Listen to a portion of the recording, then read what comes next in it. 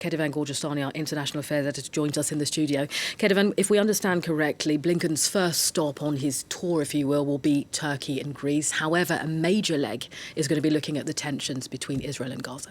Yeah, absolutely. He'll be going after Turkey and Greece to Israel. He's also going to be visiting the West Bank, as well as Egypt, Jordan, Saudi Arabia, the UAE, and Qatar. So really, all the key players in this conflict, Tony Blinken wants to speak to those leaders.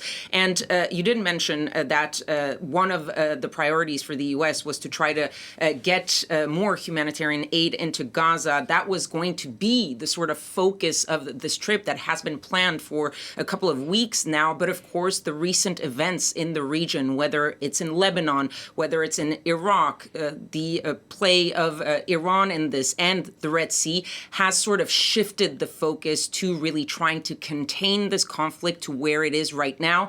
And the U.S. knows that while they have some sway over Israel as Israel's number one partner, they need those Arab leaders to help them in trying to put pressure or to contain some of the other players in this region, mainly, of course, Iran, which is sort of pulling the strings of much of these events. They back the Houthis in Yemen and in the Red Sea. They back Hezbollah in Lebanon, and they back Hamas. So Iran is a big player, and of course, the U.S. has no real sway over the Iranians, so they need the help of all these Arab leaders. They also are going to be having some tough discussions, and when I use those words, those are the U.S. words, on what Andy was talking about, the Gallant plan as to what happens next. Those are going to be some difficult discussions because the U.S. and Israel are not exactly seeing eye to eye on those topics, but we'll see what comes out of there. Kethevane, you made reference to Hezbollah. Let's speak about the leader, Hassan Nasrallah, I should say, who spoke earlier today. This time his rhetoric has been beefed up, if you might, and it's threatening towards the US and Israel.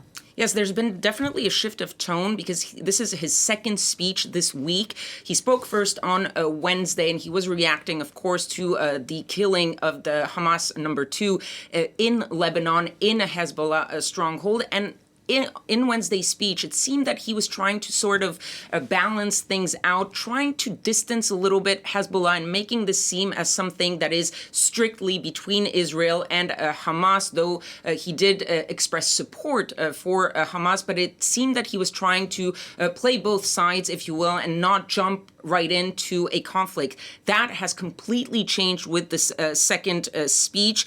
He had some threatening words for Israel. He said that residents of northern Israel will be the first to pay the price of war.